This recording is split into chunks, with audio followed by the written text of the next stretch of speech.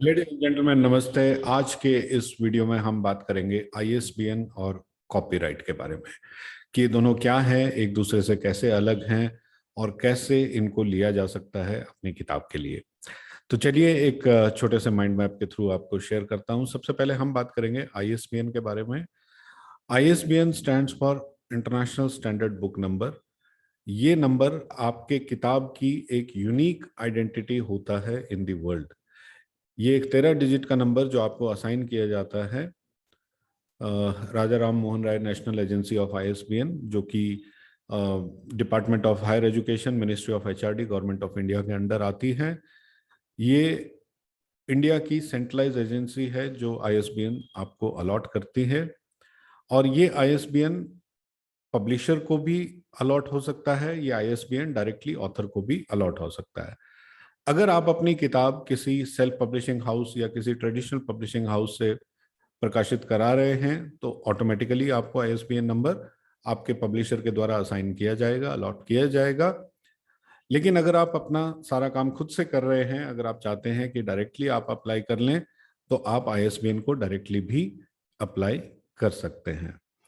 सबसे पहली खासियत इसकी कि ये आपकी किताब की unique identity in the world है। ये जो नंबर आपको 30 डिजिट का मिलेगा, ये सेम नंबर किसी दूसरी किताब को किसी भी देश में नहीं मिल सकता है।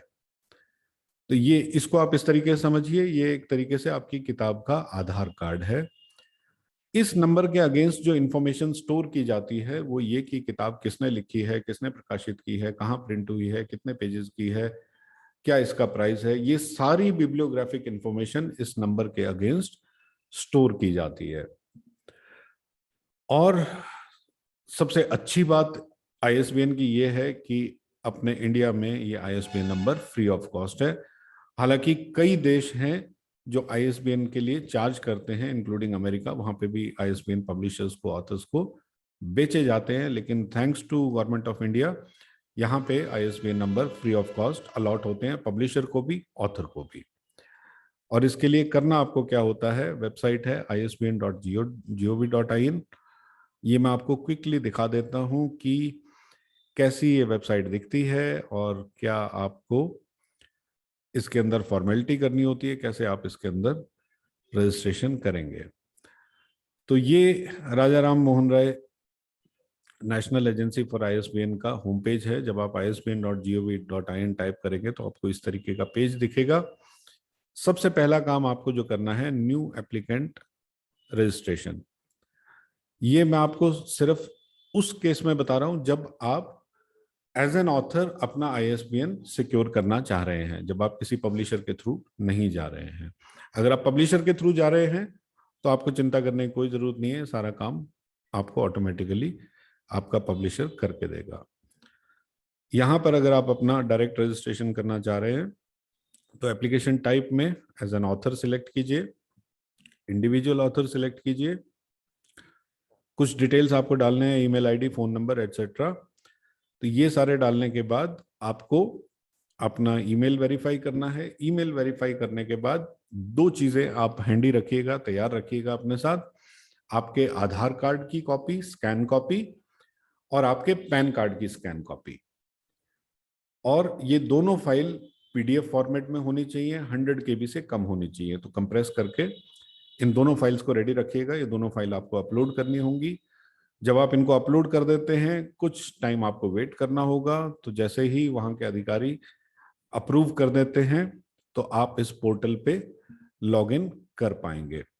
तो जब आपका ये सब काम हो जाता है, रजिस्ट्रेशन हो जाता है, तो आप एप्लीकेंट लॉगिन पे जाइएगा, न्यू पोर्टल पे जाइएगा, और आप अपने आईडी और पासवर्ड के साथ यहाँ पे लॉगिन कर पाएंगे। तो जब आप यहाँ पे लॉगिन करेंगे तो आपको स्टेप बाय स्टेप इंफॉर्मेशन मिल जाएगी कैसे अपने की किताब की डिटेल्स यहाँ पे डालनी है। डिटेल डालने के बाद तकरीबन 2 हफ्ते का टाइम आपको लगता है और आपको आईएसबीएन नंबर अलॉट हो जाता है। इसके लिए कोई चार्ज नहीं है, कोई फीस नहीं है। लेकिन एक चीज है जो यहाँ पे मैं हाईलाइट करना चाहूंगा कि आईएसबीएन सिक्योर कर लेने का मतलब ये नहीं होता कि ये आपके कंटेंट की सुरक्षा करता है। ये किसी तरीके से आपकी इंटेलेक्चुअल प्रॉपर्टी की सेफ्टी नहीं करता है, ये सिर्फ आपकी बिब्लियोग्राफिक इंफॉर्मेशन को सेव करके रखता है। अगर आप अपना चाहते हैं कि मेरा कंटेंट कोई दूसरा कॉपी ना करे, तो आपने जो अपना इंटेलेक्चुअल प्रॉपर्टी बनाया है, जो आपका कंटेंट है, आपको उसको कॉपीराइट कराना होता है। कॉपीराइट प्रोसेस थोड़ा सा अलग है इससे, इसके बारे में समझ लेते हैं। सबसे जरूरी चीज जो समझने वाली यह है कि कॉपीराइट रजिस्ट्रेशन मैंडेटरी नहीं है, ऑप्शनल है। देखिए, इसको इस तरीके से समझिए, जो भी आप लिखते हैं, भले ही आपने वो किसी कागज पे लिखा है, डायरी में लिखा है, बाय डिफॉल्ट ही आपका कॉपीराइट है। This is your content, right.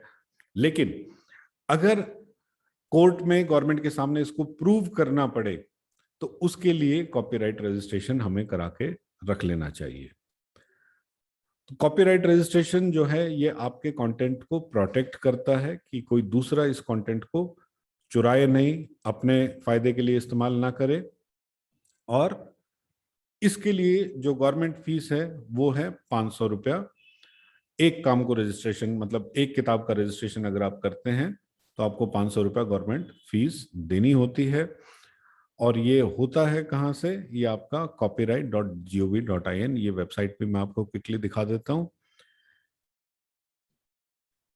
इस वेबसाइट पे जब आप जाएंगे तो आपको इस तरीके का होम पेज दिखाई देगा। आपको सबसे पहला काम करना है new user registration sign up.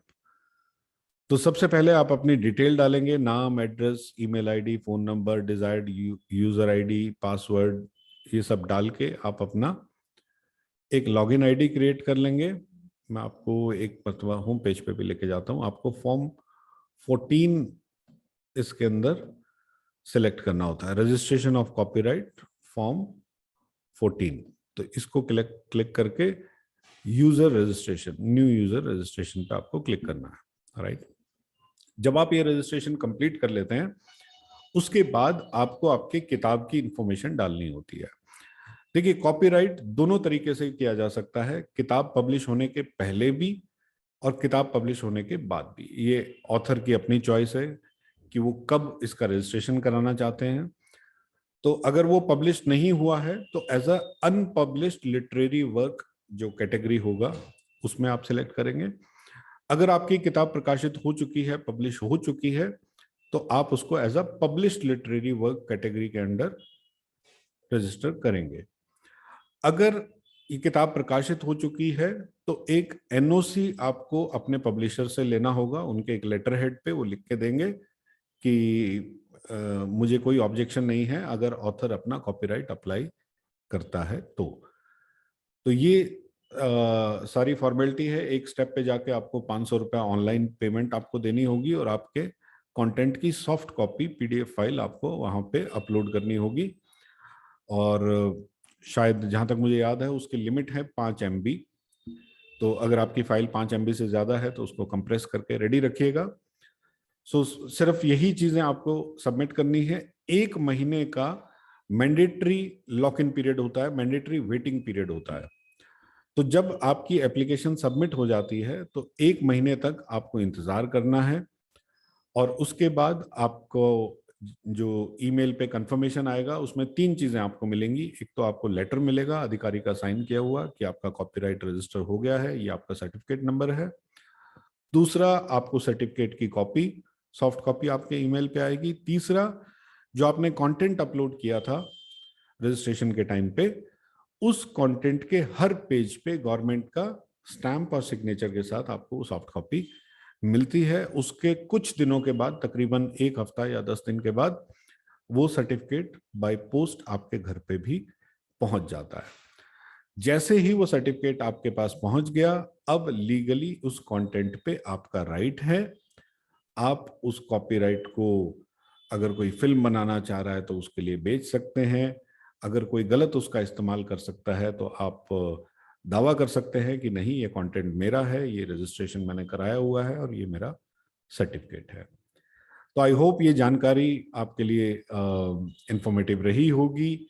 और अगर आप इसी तरीके के और वीडियोस देखना चाहते हैं, तो हमारे चैनल को सब्सक्राइब करके रखें। अगर कोई आपका सवाल है आईएसबीएन या कॉपीराइट से रिलेटेड, तो आप कमेंट सेक्शन में पूछ सकते हैं। और अगर आप चाहते हैं कि मैं किसी स्पेसिफिक टॉपिक पे बुक राइटिंग से रिलेटेड अगर आप चाहते हैं कि मैं कुछ वीडियो बनाऊं, तो वो सजेशन भी आप अपने कमेंट बॉक्स में दे सकते हैं। तो आपसे मिलते हैं फिर नेक्स्ट वीडियो में। बहुत बहुत धन्यवाद। Thank you so much.